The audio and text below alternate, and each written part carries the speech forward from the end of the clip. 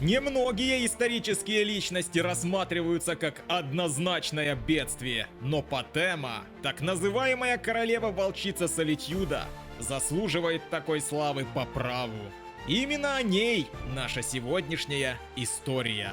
В 67 году Третьей Эры, когда звезды сошлись над имперским городом, на свет появилась Патема Септим, дитя императорской крови. Но ее появление не было встречено всеобщей радостью. Старый Уриэль II, ее дед, вглядевшись в лицо новорожденной, произнес слова, что эхом отозвались в веках. Она смотрит на меня, как волчица, готовая к прыжку. Так Патема получила свое прозвище – Королева-волчица. И это имя стало не просто прозвищем, а мрачным предзнаменованием, тенью, что легла на ее судьбу. Детство Патемы в столице, проведенное в роскошных, но коварных коридорах имперского дворца, было не сколько порой беззаботных игр, сколько школой выживания.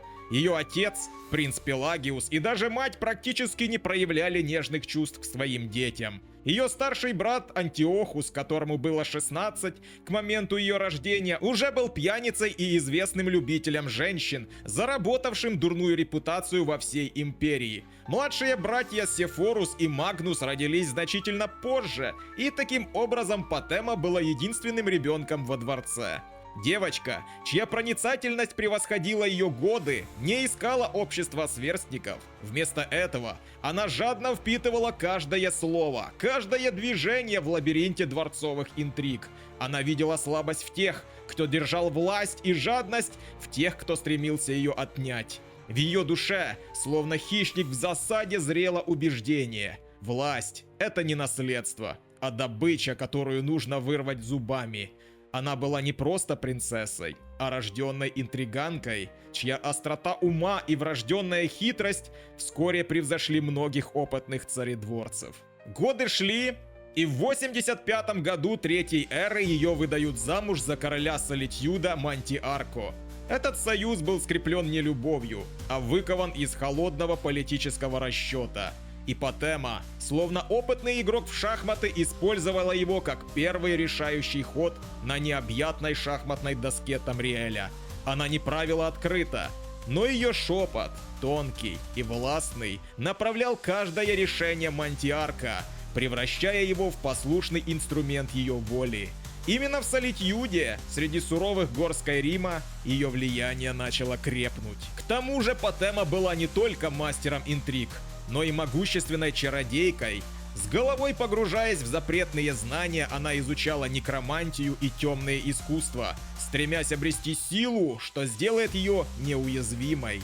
Ее способности были не просто талантом, а хищной жаждой власти, проявляющейся в каждом заклинании. Она не превращалась в волка физически, но сама стала воплощением этого зверя. Расчетливой, безжалостной. Ее моральные принципы были лишь условностью, легко отбрасываемой ради достижения цели. Она была готова разорвать глотку любому, кто встанет на ее пути к абсолютной власти. Через год после ее замужества, когда скончался Уриэль Септим II, к власти пришел отец Патемы, Пелагиус II.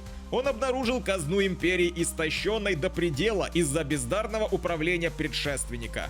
Пелагиус II, человек решительный, распустил коррумпированный совет старейшин, вынудив его бывших членов выкупать свои законные должности. Тем временем, в 97 году Третьей Эры, после бесчисленных выкидышей, королева Солитьюда, Патема, наконец-то родила сына. В этом мальчике Патема видела не просто продолжение рода, а ключ к рубиновому трону. Свою главную ставку в борьбе за абсолютную власть. Именно тогда ее прозвище «Королева-волчица» начало звучать с оттенком не только иронии, но и растущего страха.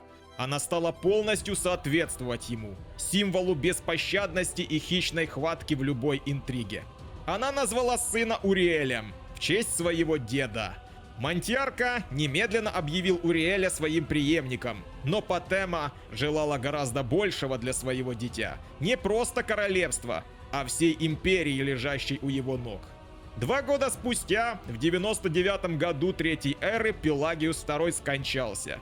По слухам, отравленный мстительным бывшим членом Совета. Его сын, брат Патемы Антиохус, вступил на трон. Можно было бы ожидать, что к 48 годам Антиохус насытится безумствами и начнет вести степенный образ жизни. Однако исторические книги, описывающие жизнь имперского двора во времена его правления, граничат с дешевой порнографией. Патема, которую интересовала лишь власть, а не прелюбодеяние, была глубоко шокирована, когда посещала развратную столицу. Именно тогда она, вероятно, окончательно убедилась в том, что этот трон предназначен для ее сына. Весной, следующей за смертью Пелагиуса II, скончался Мантиарка, король Солитьюда. Уриэль зашел на трон своего отца, начав править совместно со своей матерью. Несомненно, Уриэль был законным наследником и предпочел бы властвовать единолично, но Патема, словно змея-искусительница, убедила его в том, что эта его позиция лишь временна. Она внушала ему, что вся империя должна пасть к его ногам, а не просто какое-то королевство. В стенах Солитьюдского дворца она принимала дюжины дипломатов из других королевств Скайрима, сея среди них семена недовольства центральной властью. Список ее гостей с годами увеличивался, включив в себя королей и королев Хайрока и Моровинда. Все они были союзниками в ее грандиозном замысле. 13 лет Антиохус правил Тамриэлем, доказав, что способен быть первым лицом империи, несмотря на свои моральные пороки. Некоторые историки указывают, что имелись доказательства того, что именно Патема колдовством свела брата в могилу. Но эти улики так или иначе затерялись в песках времени.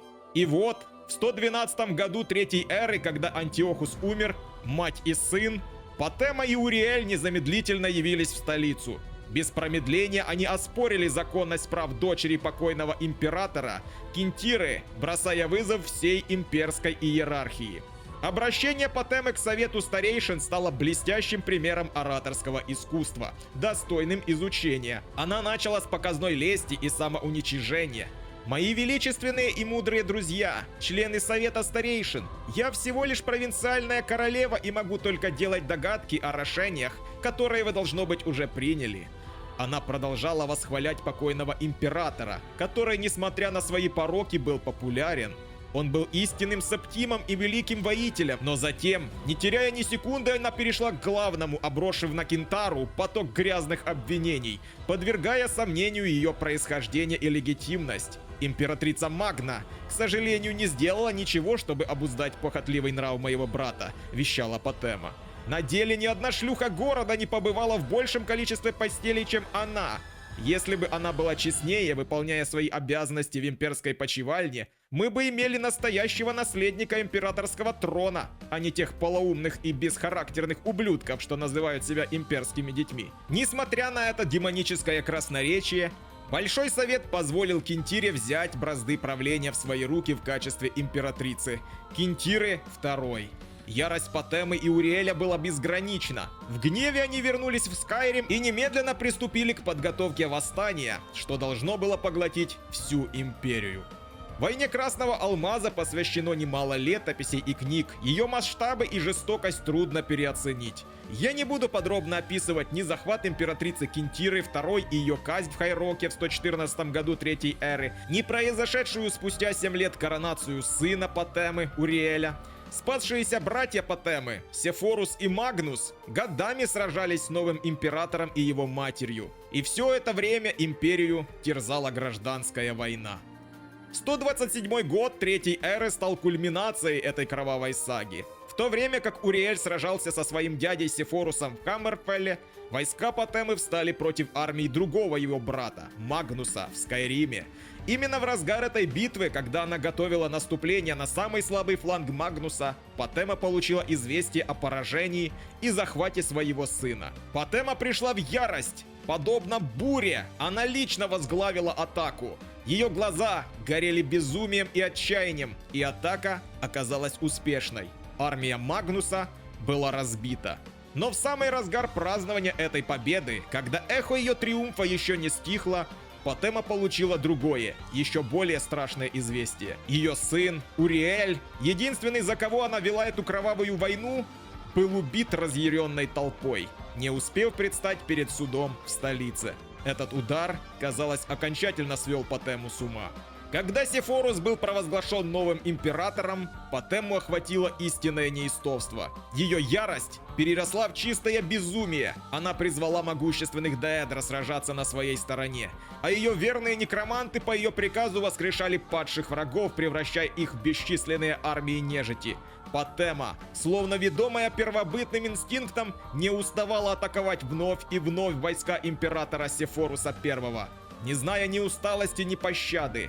Видя нарастающее безумие королевы-волчицы и ее все более ужасающие методы, союзники один за другим стали покидать ее. В итоге, единственными ее соратниками остались лишь зомби и скелеты.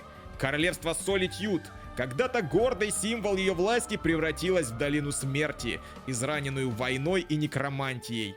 По всей империи люди с ужасом рассказывали друг другу истории о королеве-волчице, чьей обителью стал мрачный замок. Они шептались о фрейлинах-скелетах, прислуживающих ей, о вампирах-генералах, с которыми она советовалась, вынашивая свои безумные планы войны. Ее имя стало легендой, воплощением ужаса и безумия, что может овладеть человеком, жаждущим власти.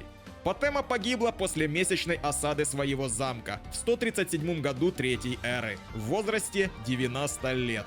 Ее смерть ознаменовала конец одной из самых бурных глав в истории династии Септимов. При жизни она была королевой-волчицей Солитьюда, дочерью императора Пелагиуса, женой короля Мантиарка, тетей императрицы Кентиры, матерью императора Уриэля и сестрой императоров Антиохуса и Сефоруса. Ее наследие было пропитано кровью и амбициями. Ирония судьбы, что через 3 года после ее смерти скончался Сефорус, и на трон взошел их общий брат Магнус, который ранее сражался против нее. Но смерть Патемы едва ли уменьшила ее дурную славу. Несмотря на то, что тому существует мало доказательств, некоторые богословы утверждают, что она была настолько сильна духом и настолько одержима властью, что превратилась в Деэдра после смерти, продолжая вдохновлять смертных на сумасшедшие поступки и предательства. Также говорят, что ее безумие настолько пропитало замок Солитьюда, что оно заражало каждого короля, правившего в нем. По иронии судьбы, следующим королем Солитьюда стал ее 18-летний племянник Пелагиус, сын Магнуса. Он быстро стал известен как Пелагиус Безумный, и даже ходят слухи, что он убил своего отца Магнуса, что является мрачным эхом амбиций Патемы. Королева-волчица, должно быть, в последний раз посмеялась, видя, как ее наследие безумия и жажды власти продолжает жить в сердцах септимов и во всей империи.